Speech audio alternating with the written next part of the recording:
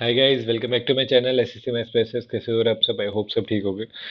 मैंने परसों वाली बोर्ड का मॉक अपलोड किया हुआ था, सो अभी मैंने अनलिस्ट कर दिया है वो। अब वो मेरे टेलीग्राम चैनल से ही जाके देख सकते हो आप।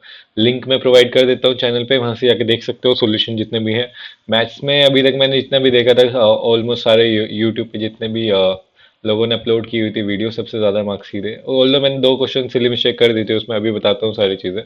सो इस वीडियो में क्या होने वाला है, अभी मैं एनालिसिस करने वाला हूँ। सो अब से मैं ट्राई करूंगा कि हर मॉक का एनालिसिस तो साथ साथ कर ही दूं। अभी चार पांच मॉक और होंगे, पांच शायद और हो जाएंगे अभी तक एग्जाम से पहले। सो पांच एनालिसिस और मैं करा दूंगा अच्छे से। सो इनको ध्यान से देखना एंड इनसे सीखने की कोशिश करना कि क्या क्या चीज़ें मेरी गलत हुई हैं, क्या आपकी गलत हुई हैं, वो सब चीज़ें देखनी है आपको।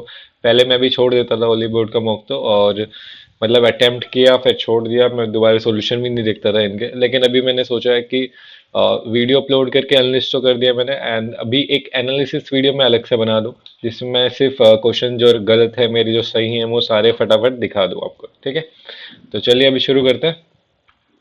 बाकी जो भी चीज़ें हैं आपको मुझसे बात करनी है कमेंट्स में बता देना, या फिर टेलीग्राम इंस्टाग्राम जो भी है चीज़ें। ठीक है। सो सबसे पहली बात तो यार इसमें एक रैंक की है। 44,000 रैंक है मेरी, होल दो 270 मार्क्स है, कम है मार्क्स।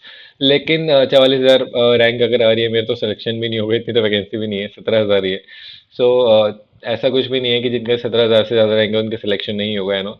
सो ये रैंक के ऊपर कभी भी मत जाना आप लोग। काफ़ी लोग डिमोटिवेट होते हैं इन सब चीज़ों से, लेकिन ये सब कभी मत सोचना बिल्कुल भी कि रैंक फेक हो या रियल हो, कुछ भी हो उससे कुछ मतलब नहीं है हमें। बस आपको अपना स्कोर देखना है, अपने क्वेश्चंस देखने हैं जो गलत किए हैं जो सही किए हैं, एंड उनसे सीखना है बस। ठीक है, एग्जाम तक बस आपको यही करना है, और इनकी रैंक पे कभी भी आपको भरोसा नहीं करना है। बस इतना कहूंगा मैं हमेशा। सो मैथ्स में मेरे दो क्वेश्चन गलत हो गए। एक तो क्वेश्चन सिली मिस्टेक था, मैंने देख लिया था। अभी मैं दोबारा बता देता हूँ फटाफट। और ऑल तो सारे क्वेश्चन ठीक होने चाहिए थे मैथ्स में, बस एक क्वेश्चन नहीं आता था मुझे। एंड देखता हूँ कौन सा क्वेश्चन है। रीजनिंग में मुझे पांच क्वेश्चन पता नहीं कौन से गलत हुए हैं मेरे। स्टेटमेंट्स वाले को मोस्टली गलत है एक तो, एंड एक क्वेश्चन मैंने छोड़ दिया था। एंड इंग्लिश में ज़्यादा ही गलत हो गया, एंड जीके में भी। ठीक है, चलिए अभी दिखा देता हूँ फटाफट।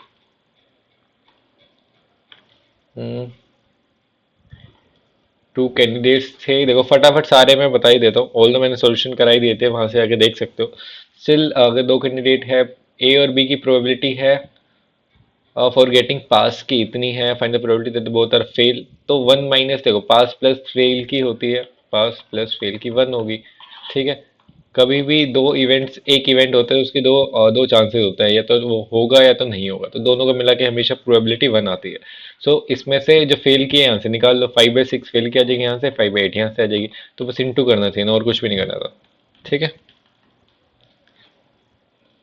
एक सेकेंड रुकना।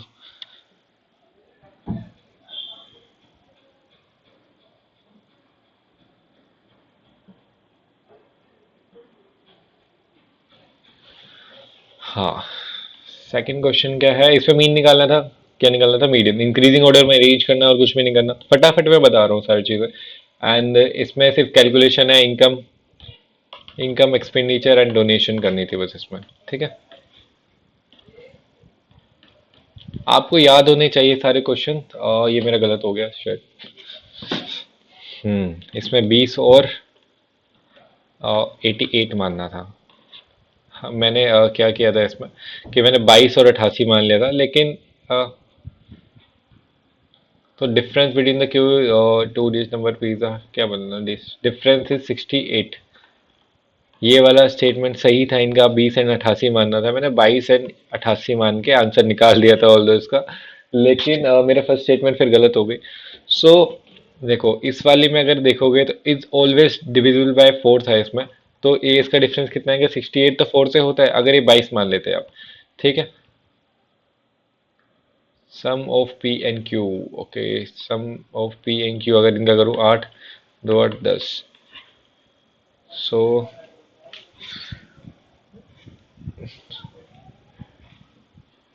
ऑलवेज क्यों दिया है मेरे को वो समझ नहीं आ रहा है इसमें, एक सेकेंड को। अगर ये 20 और 88 होता भी है, सो पहली वाली स्टेटमेंट तो यहाँ से ठीक है। ठीक है, हाँ, 20 एंड 88 पहली वाली स्टेटमेंट के लिए है सिर्फ ये। लेकिन जो सेकंड स्टेटमेंट है उसका फर्स्ट से कोई लेना देना नहीं है। Sum of P and Q is always divisible by 4 दिया हुआ है हमें। तो पी एन क्यू यहाँ से देखने में 2 डिजिट नंबर्स है और बहुत इवन है। तो इसमें 22 और 88 भी हो सकता है। ठीक है, 2 डिजिट भी है और इवन भी है। सो इसमें लोएस्ट और मैक्सिमम नहीं पूछा है। तो 22 और 88 को अगर सम करोगे आप, 8 दो 10 और 7 दो सॉरी 9 और 2 11, तो ये 4 से डिविजिबल नहीं है। तो ये स्टेटमेंट गलत हो जाएगी और ये सही थी। ठीक है, सो ये क्वेश्चन मेरा गलत हो गया, थोड़ा सा ध्यान देना था मुझे इसमें। एंड इसमें देखो मैंने फटाफट किया क्या कि मैंने जब मेरे को लास्ट में कुछ भी समझ नहीं आ रहा था तो मैंने फटाफट यहाँ पे वैल्यूज पुट करने लगा क्योंकि यहाँ पे फ्रैक्शन में मुझे लगा नहीं होंगी वैल्यूज। ठीक है, तो मैंने एक पुट किया। एक देखो इसमें एक पुट करूंगा तो कितना आ जाएगा, 1 - 3 प्लस में 4 5 आ गया। दो पुट करा मैंने, 1 - 6 प्लस में 2 2 4 चौक 16। देन 3 करा, 3 - 9 प्लस में 9 चौक 36 और 3 39 -9। क्या हो गया, 3 3 9 और 3 3 9 चौक 36 और एक है सॉरी है। ठीक है, 36 1 37 -9 28। तो तीन तीन पुट करने पे मेरा आंसर आ गया था। तो मैंने वैल्यू पुट करके डायरेक्टली कर दिया। वैसे मेरे को सोल्यूशन मिल नहीं रहा था इसका, इसीलिए मैंने ऐसे कर दिया। वरना अगर सोल्यूशन निकालने जाओगे सो इसका क्या है कि ये इसका एक फैक्टर है। ठीक है, तो डायरेक्टली इसका और इसका मल्टीप्लाई करके ये आएगी आपके पास वैल्यू। तो डायरेक्टली इसको डिवाइड कर देना था, 1288 डिवाइड बाई 46। ठीक है, और उसमें कुछ भी नहीं करना था। एंड देखो जितने भी फ्री देगा वो उसके ऊपर डिस्काउंट है हमारे पास। ठीक है, 3 है टोटल, तो हमारे पास 10 मिली चीज़ है। तो इसमें कंफ्यूज नहीं होना आप कभी। एंड ये सिंपल सा क्वेश्चन है, देख लेना वहां पे जाके। ये मेरा गलत कैसे हो सकता है? मेरा एक्चुअली में एक भी गलत नहीं होना चाहिए था। ये तो मैंने पूरा सोल्व किया हुआ है। 2 1 - cos 2 थीटा आया था शायद, या 2 cos 2 थीटा आया था शायद। 2 cos 2 थीटा, 2 times of 1 - 2 sine square theta. 2 - 2 sine 4 sine square theta ही तो होगा। ये क्वेश्चन गलत है शायद इनका, क्योंकि मैंने पूरा सोल्व किया हुआ है। दोबारा से मैं कर देता हूँ, देखो फटाफट आपके लिए कि 4 है यहाँ से। ठीक है, इसमें से 4 कॉमन ले लो। 4 कॉमन लोगे तो यहाँ पे अंडर रूट, बिल्कुल बेसिक से करता है। 4 1 - 4 साइन स्क्वायर ए को स्क्वायर ए। ठीक है, तो यहाँ से बाहर ले लो, 2 आ जाएगा। एंड अंदर क्या बचेगा, अंडर रूट में 1 - 2 साइन ए कोस ए का स्क्वायर। ठीक है, तो 2 under root 1 minus sine sine 2a का स्क्वायर। ठीक है, तो 2 और 1 माइनस साइन स्क्वायर थीटा कितना होता है, कोस स्क्वायर 2a।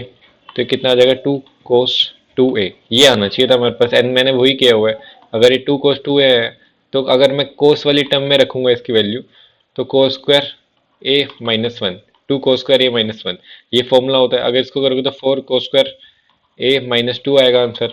तो ये तो है ही नहीं इसमें, पहले वाला ही ठीक होगा, क्योंकि अगर इसमें ये वाली वैल्यू पुट करूंगा 1 - 2 साइन स्क्वायर ए, तो 2 - 4 साइन स्क्वायर ए हमारे पास आंसर आ रहा है। तो ये वाली ही सही होना चाहिए। इनका क्वेश्चन का आंसर इन्होंने गलत दिया हुआ है। एंड ये तो सिंपल सा क्वेश्चन था, ये भी सिंपल था, मैंने थोड़ा सा टाइम ले लिया इसमें। एंड ये भी डब्ल्यू क्वेश्चन था। ये भी सारे सॉल्यूशन मैंने वहाँ पे प्रोवाइड किए हुए हैं, देख सकते हो। लिंक पे है क्योंकि मैंने पब्लिकली अपलोड नहीं की हुई है वो भी। ठीक है, एंड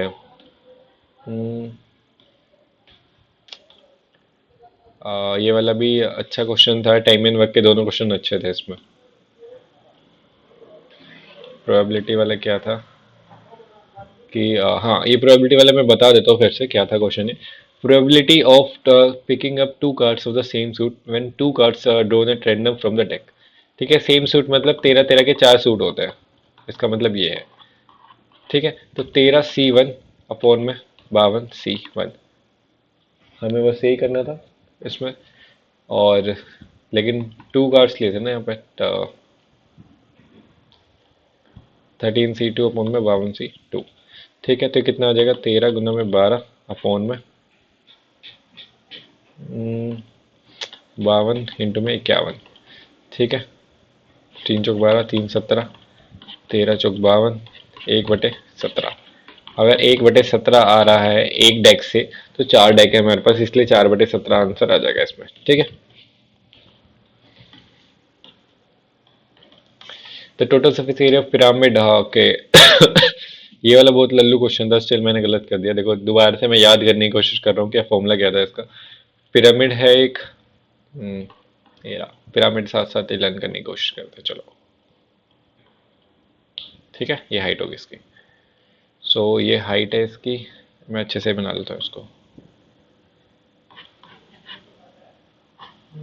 ये ये ये ये ये पिरामिड है, ये हाइट है इसकी, ये एज है इसकी, और ये एल है इसकी, यहाँ से जाएगी। ठीक है, सो हमसे क्या बोला है इसमें, ये हेक्सागन था ना, लेकिन हमें हेक्सागन बनाना है, हेक्सागन बना लेंगे, छोड़ो। Total surface area of pyramid is this. So total surface area कितना होता है इसका, एरिया ऑफ बेस, ठीक है, और हाफ इंटू में perimeter of base into height, perimeter of base into height plus, ठीक है, ये स्लैंट हाइट था यहाँ पे, एंड इज इक्वल टू कितना दिया हुआ है हमें, 1566√3। ठीक है, तो हाफ पेरीमीटर ऑफ बेस कितना है, 18 108 इंटू में स्लैंट हाइट एच, एल मान लो इसको, प्लस में एरिया ऑफ बेस कितना है इसका, √3/4 इंटू 6 इंटू ए स्क्वायर। ए स्क्वायर कितना है हमारे पास, 18 8 144। ठीक है, सो कितना आ जाएगा, 4 × 12, 4 × 6 = 24, 216√3। गड़बड़ कर दिया मैंने कुछ, 2 times of area of base होता है शायद।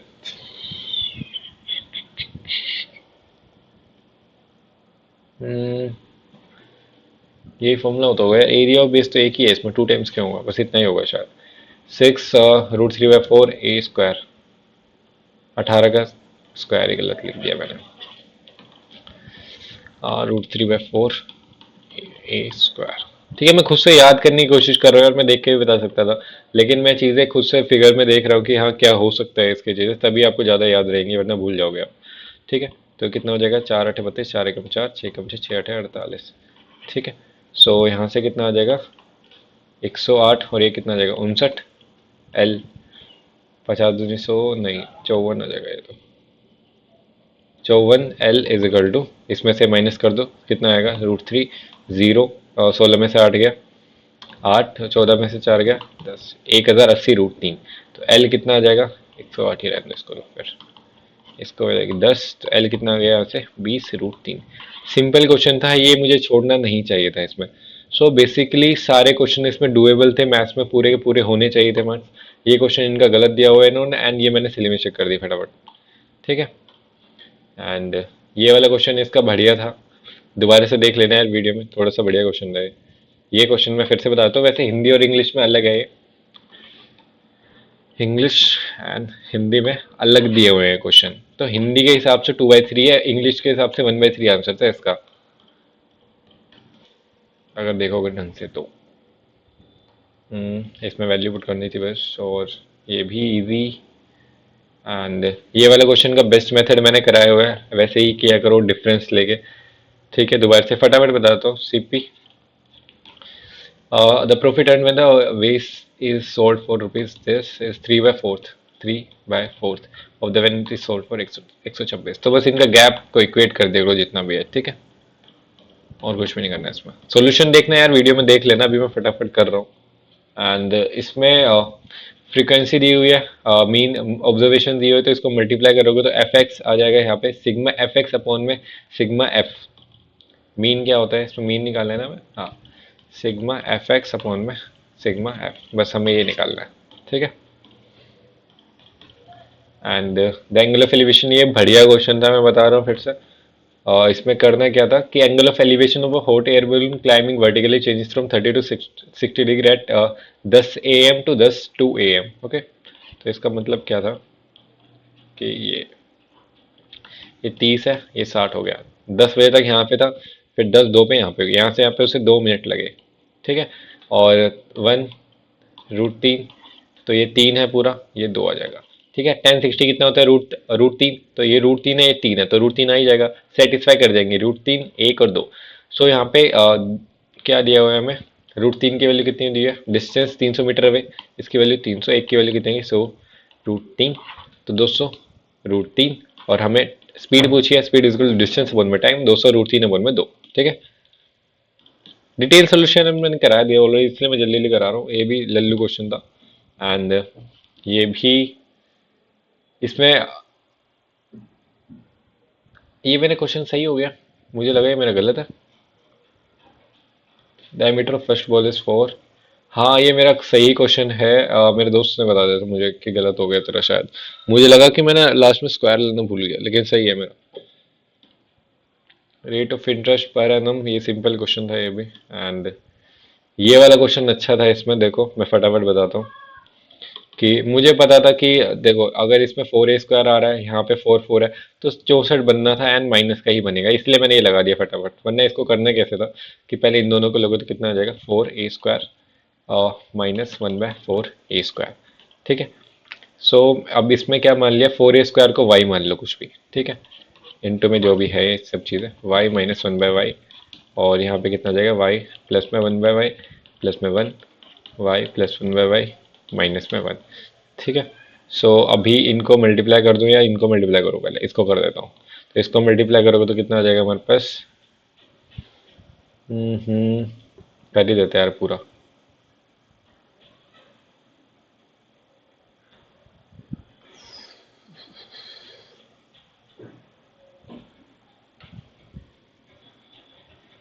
ये पूरा कर ही देता हूँ यार मल्टीप्लाई, और क्या जाएगा इसमें, इतनी देर तो लगेगी नहीं, y² प्लस में 1 प्लस में y -1 और -1/y² -1/y। ठीक है, सो क्या कुछ कट रहा है यहाँ पे, 1 से 1 कटेगा और कुछ भी नहीं कट रहा है मेरे को तो लग रहा है, तो ये आ जाएगा y² -1/y² प्लस में y -1/y, तो यहाँ से दोबारा y प्लस 1/y और y -1/y प्लस में y -1/y यहाँ से आ गया, इसमें से कॉमन ले लो फटाफट, y -1/y, फिर वो तो यही बन गया दोबारा, इसका फायदा क्या हुआ, पता नहीं कैसे किया था मैंने,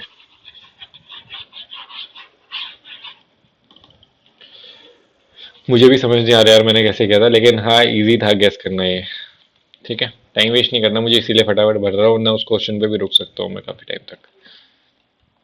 इंग्लिश नहीं, पहले रीजनिंग। ये देखो इसमें काफी लोगों ने गलत कर दिया था कि इसमें कार भी बन रहा था एक, और एक आर्क भी बन रहा था। ठीक है, आर्क नहीं पता लगा पाए थे लोग, एंड ये बढ़िया क्वेश्चन था सबसे, बताओ कौन सा है, नहीं ये हाइट वाला नहीं, आ, ये ठीक क्वेश्चन था ये तो, एंड इसमें गलत हो गया मेरा, देख लेता हूँ फटाफट कि ampersand smaller than equal to, ampersand smaller than equal to this and ampersand greater than at the rate।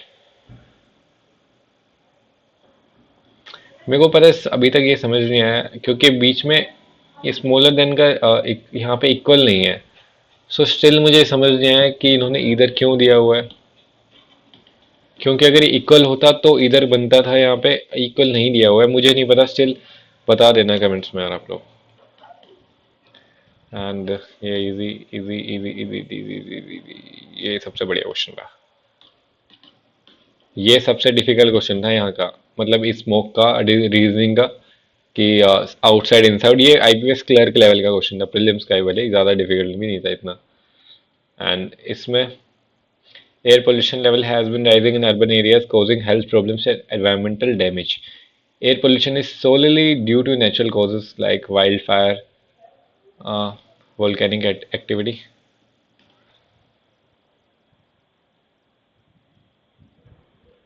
देखो पूरी तरह से इन्होंने बोल दिया, तो पूरी तरह से नहीं बोलना चाहिए था पहली बात, सो ये सेकंड स्टेटमेंट बनती नहीं है इनकी। And increase industrial activities and vehicular emission are major contribution to the air pollution, ये भी देखो होना तो चाहिए था ये भी, लेकिन इन्होंने दोनों ही मेंशन नहीं किए हुए हैं। ठीक है, सो अपने अपने हिसाब से इसमें आंसर हो सकता है सबके, तो मैं कुछ कमेंट नहीं करूँगा उसमें।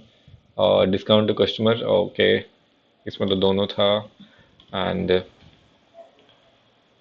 इसमें क्या था, one is cause, second is effect. With each new passive income stream, your revenue eventually surpasses your expenses and you ultimately attain the financial freedom.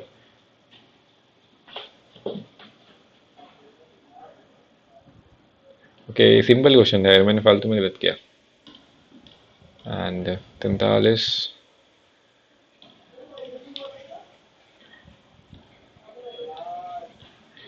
और क्या गलत किया हुआ है मैंने? ये मैंने गलत कर दिया। ई और एल, 5 7 8 7 11 7 14 7 21। सिंपल क्वेश्चन है यार, तो बहुत ज़्यादा। एक ये क्वेश्चन इसलिए मिस्टेक कर दिया। 58 ये तो मैंने छोड़ दिया था। ये मुझे नहीं पता क्या है इसका आंसर। एक्चुअली यार, ये वाला क्वेश्चन मुझे समझ नहीं आया, तो मैं एग्जैक्टली दोबारा से टाइम वेस्ट नहीं करूंगा इस पर। एंड इसका थर्ड ही तो होगा, मैंने क्या लगाया था?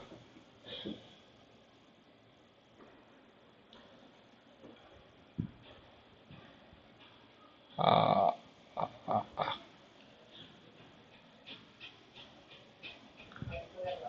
ये ऊपर जाएगा।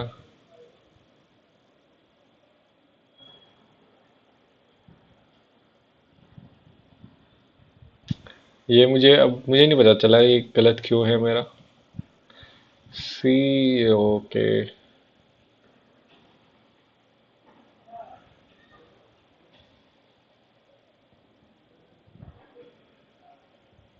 मैंने थर्ड क्यों नहीं लगाया वो मुझे समझ नहीं आ रहा है अभी। अच्छा, मैंने सेकंड क्यों लगाया वो मैं बता देता हूँ पहले तो। मैंने क्या सोच के लगाया था कि ये जो ट्रायंगल है वो ऐसे घूम रहा है एंड टी, सॉरी, ट्रायंगल ऐसे घूम रहा है एंड टी ऐसे घूम रहा है, तो मैंने भी ऐसे ही कर दिया कि ए ऐसे घूमेगा या फिर ये ऐसे जाएगा। तो ऐसा तो था नहीं, मैंने ए को इधर घुमा दिया और इसको उधर घुमा दिया। कुछ भी हो सकता था इसमें। सो रीजनिंग में इतने क्वेश्चन गलत होने नहीं चाहिए थे। ठीक है, चल इंग्लिश में देख लेते हैं फटाफट। Car small and significant effort drop in the ocean, फटाफट देखो, सबको पता हुआ है। एंड गलत क्या है कि विच वॉज यूनानिमसली, इसमें मैंने क्या लगा दिया था? हैड गिवन लगा दिया था मैंने यहाँ पे। लेकिन ये एक यूनिवर्सल ट्रुथ टाइप ही थी स्टेटमेंट, हिस्ट्री से रिलेटेड, तो इसमें गेव सिंपल पास्ट जाना था, ये जो मैंने गड़बड़ गड़बड़ कर दी यहाँ पे। एंड ये मेरे सारे सही है। मुझे भी नहीं पता कैसे हुए कि नॉन सब्जेक्ट्स अलोंग साइड्स।